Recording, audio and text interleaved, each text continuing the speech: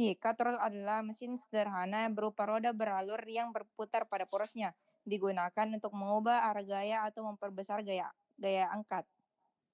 Fungsi utama memudahkan pengangkatan dan pemindahan beban berat dengan mengurangi gaya yang diperlukan atau mengubah arah tarikan meningkatkan efisiensi kerja. Prinsip kerja bekerja berdasarkan prinsip tuas di mana tali yang memilih alur roda memungkinkan distribusi gaya yang lebih efektif.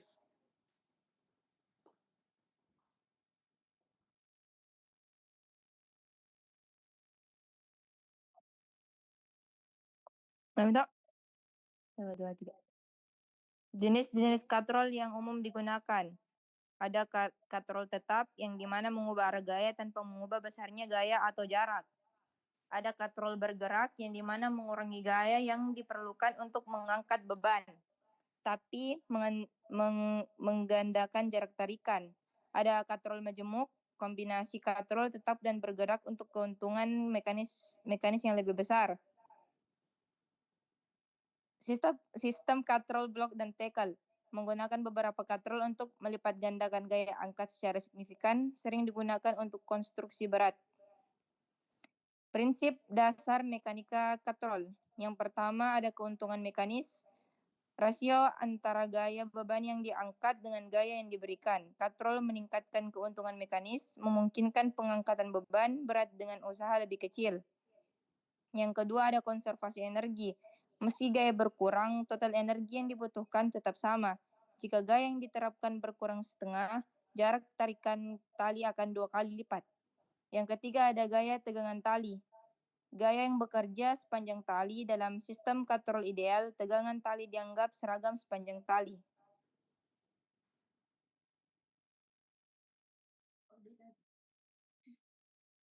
Itulah materi dari saya kembalikan kembali ke moderator. Baik, saya akan membacakan materi selanjutnya yaitu studi kasus sistem katrol sederhana. Skenario, mengangkat beban 100 kg menggunakan sistem katrol bergerak tunggal.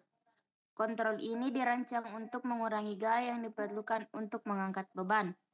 Tujuannya itu untuk menentukan gaya yang dibutuhkan dan menganalisis pergerakan tali. Analisis. 1. Gaya beban. Analisis gaya beban itu berat beban W massa dikali gravitasi sama dengan 100 kg dikali 9,8 massa per second kubik sama dengan 980 Newton.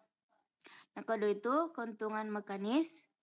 Katrol bergerak tunggal memiliki keuntungan mekanis 2. Yang ketiga itu gaya tarik. Gaya yang dibutuhkan gaya sama dengan W dibagi keuntungan mekanis sama dengan 980 Newton per dibagi 2 sama dengan 490 Newton. Artinya hanya diperlukan gaya 490 Newton untuk mengangkat beban 980 Newton, tetapi tali harus ditarik 2 kali lebih jauh. Selanjutnya itu analisis gaya pada katrol. Metode diagram bebas. Metode diagram benda bebas (DBB) adalah alat fundamental dalam analisis mekanika untuk memvisualisasikan semua gaya eksternal yang bekerja pada suatu objek. Yang pertama itu isolasi sistem. Pilih katrol sebagai benda bebas yang akan dianalisis. Pisahkan dari komponen lain seperti tali dan rangka. Yang kedua itu identifikasi gaya. Gambarlah semua gaya yang bekerja pada katrol. Yang kedua, identifikasi gaya. Gambarlah semua gaya yang bekerja pada katrol. Gaya tegangan tali, tali 1, tali 2. Gaya berat katrol jika signifikan dan gaya reaksi pada poros. Yang ketiga, penerapan hukum Newton. Gunakan hukum Newton 1 yaitu keseimbangan atau hukum Newton 2 gerak untuk menyusun persamaan berdasarkan gaya-gaya yang telah diidentifikasi. Misalnya, jumlah gaya vertikal dan horizontal harus 0 dalam kondisi setimbal. Kembalikan ke moderator.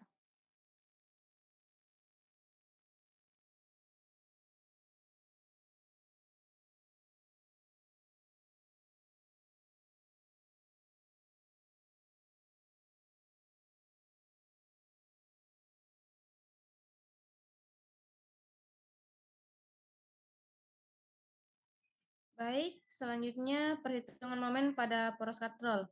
Momen adalah ukuran kecenderungan suatu gaya untuk menyebabkan suatu objek berputar mengelilingi suatu poros atau titik. Nah, adapun rumus dasar momen yaitu M atau momen sama dengan F dikali R atau gaya dikali jarak.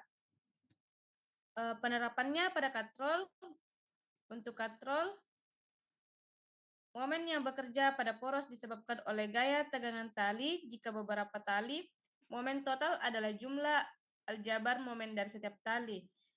Nah, rumusnya M total sama dengan T1 dikali R1 dikurang T2 dikali R2.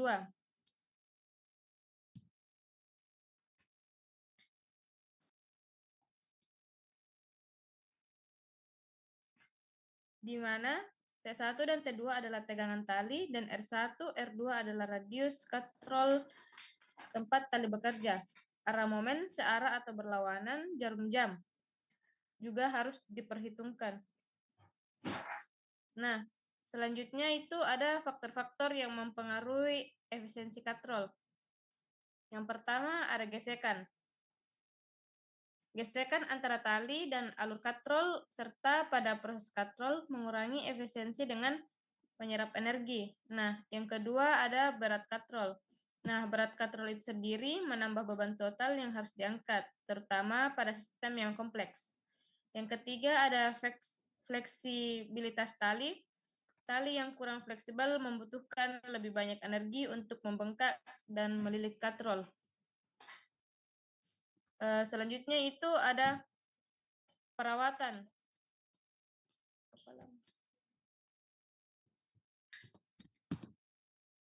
Nah, setelah fleksibilitas tali, yang keempat itu ada perawatan. Pelumasan yang tidak memadai pada poros dan alur katrol dapat meningkatkan gesekan dan mengurangi efisiensi. Next. Nah, selanjutnya ada aplikasi nyata katrol pengangkut material. Yang pertama itu pada industri konstruksi. Aplikasi nyatanya yaitu pengangkatan material berat seperti balok baja, beton, dan peralatan ketinggian. Selanjutnya itu juga ada di pendakian dan penyelamatan. Sistem katrol digunakan untuk mengangkat atau menurunkan orang dan peralatan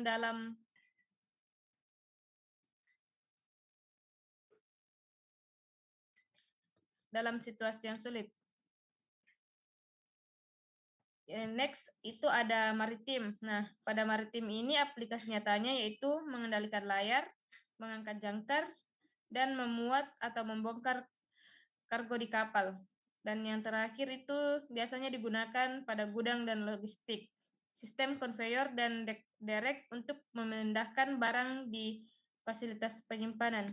Next slide.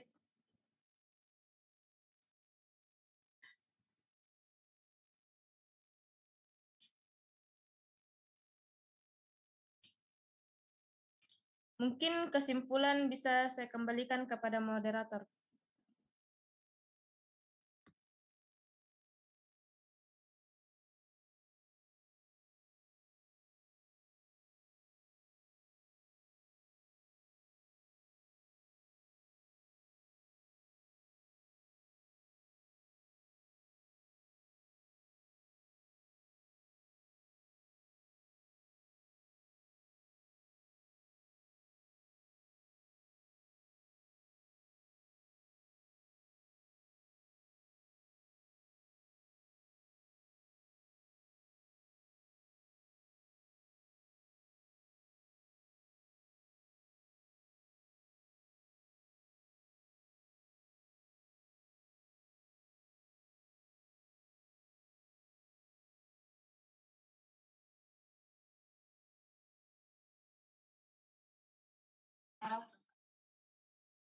Wassalamualaikum warahmatullahi wabarakatuh. Warahmatullahi wabarakatuh.